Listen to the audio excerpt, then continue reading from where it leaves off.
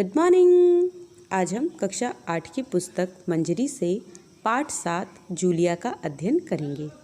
यह पाठ एक एकांकी है जिसमें एक भोली भाली गवर्नेस अर्थात सेविका की मार्मिक पीड़ा और विवशता का सजीव चित्रण है।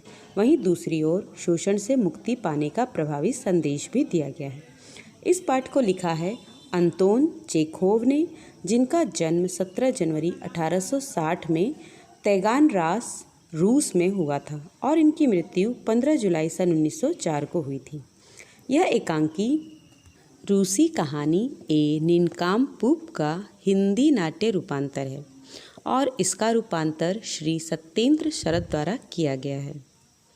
आपको ये पूरी एकांकी ध्यान से सुननी है क्योंकि आखिरी में इसी एकांकी के आधार पर कुछ प्रश्न दिए जाएंगे जिनका उत्तर आपको स्वयं करना है। तो चलिए शुरू करते हैं। बच्चों की गवर्नेस जूलिया वासिलदेवना आती है। जूलिया दबे स्वर में, आपने मुझे बुलाया था मालिक? गृहस्वामी, हाँ, बैठ जाओ जूलिया, खड़ी मत रहो। जूलिया बैठती हुई, शुक्रिया। गृहस्वामी, हाँ तो जूलिया, मैं तुम्हारी तनख्वाह का हिसाब करना चाहता हूँ। मेरे ख्याल से तुम्हें पैसों की ज़रूरत होगी और जितना मैं तुम्हें अब तक जान सका हूँ, मुझे लगता है कि तुम अपने आप पैसे कभी नहीं मांगोगी, इसलिए मैं खुद ही तुम्हें पैसे देना चाहता हूँ। हाँ तो तुम्हारी तनख्वाह 30 रूबल महीना तय हुई थी ना? रूबल रूस की मुद्रा होती है। जूलिया विनीत स्वर में, जी नहीं मालिक, 40 रूबल। गृहस्वामी, नहीं भाई, 30। ये देखो डायरी, पन्ने पलटते हुए, मैंने इसमें नोट कर रखा है और मैं बच्चों की देखभाल और उन्हें पढ़ाने वाली हर गवर्नेस को 30 रूबल महीना ही देता हूँ। तुमसे पहले जो गवर्नेस थी उसे भी मैं 30 रूबल महीना ही देता था। अच्छा, तो तुम्हें हमारे यहाँ काम करते हुए 2 महीने हुए हैं। जूलिया दबे स्वर में, जी नहीं, 2 महीने 5 दिन। गृहस्वामी, क्या कह रही हो जूलिया? ठीक 2 महीने हुए हैं भाई, मैंने डायरी में सब नोट कर रखा है।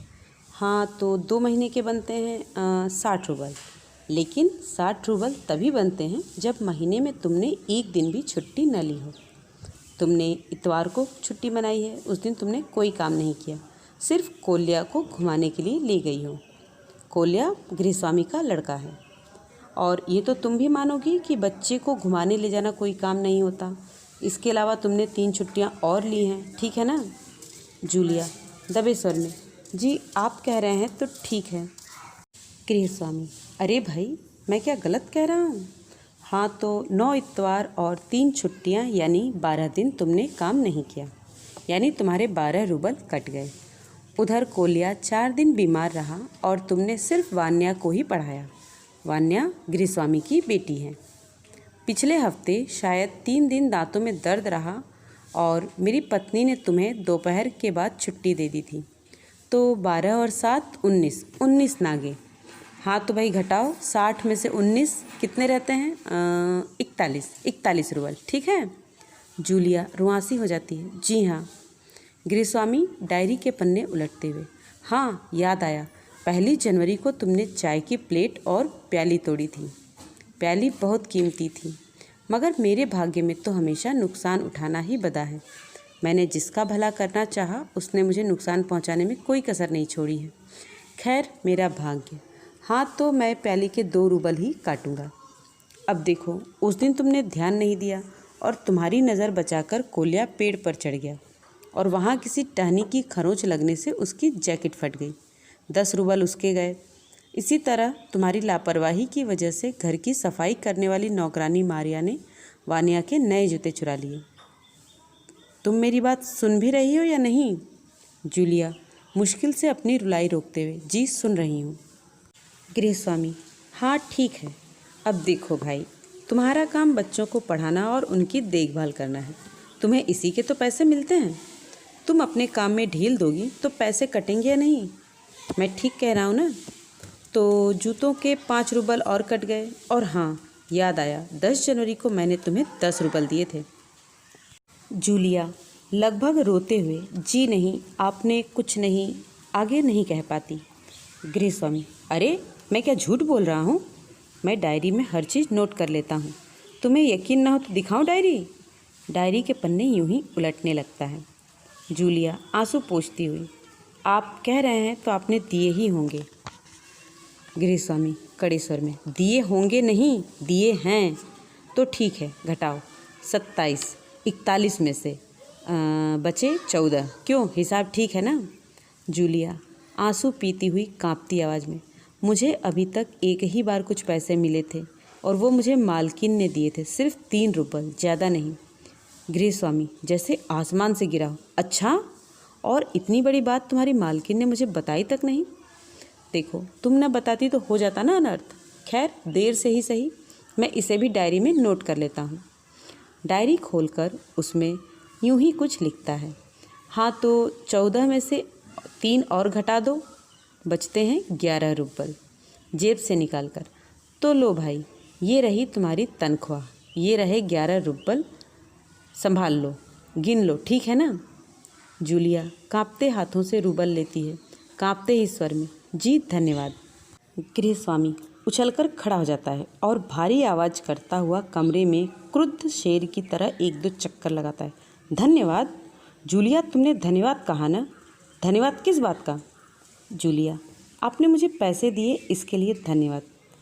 गृहस्वामी अपना गुस्सा नहीं संभाल पाता है, ऊंचे स्वर में लगभग चिल्लाते हुए, तुम मुझे धन्यवाद दे रही हो जूलिया, जबकि तुम अच्छी तरह जानती हो कि मैंने तुम्हें ठग लिया है, तुम्हें धोखा दिया है, तुम्हारे पैसे हड़प लिए हैं, और तुम इसके बावजूद तुम मुझे धन्यवाद दे रही हो? गुस्से में आवाज़ कांपने लगती है।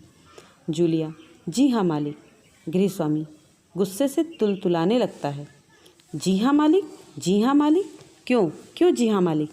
जूलिया डर जाती है भयभीत स्वर में, क्योंकि इससे पहले मैंने जहाँ जहाँ काम किया उन लोगों ने तो मुझे 1 पैसा तक नहीं दिया, आप कुछ तो दे रहे हैं। गृहस्वामी क्रोध के कारण कांपते उत्तेजित स्वर में, उन लोगों ने तुम्हें 1 पैसा तक नहीं दिया? जूलिया, मुझे यह बात जानकर जरा भी आश्चर्य नहीं हो रहा। स्वर धीमा कर, जूलिया, मुझे इस बात के लिए माफ़ कर देना कि मैंने तुम्हारे साथ एक छोटा सा क्रूर मजाक किया, पर मैं तुम्हें सबक सिखाना चाहता था। देखो जूलिया, मैं तुम्हारा 1 पैसा नहीं मारूंगा। जेब से निकाल कर, ये हैं तुम्हारे 80 रुपये, मैं अभी इन्हें तुम्हें दूंगा, लेकिन इससे पहले मैं तुमसे कुछ पूछना चाहूँगा।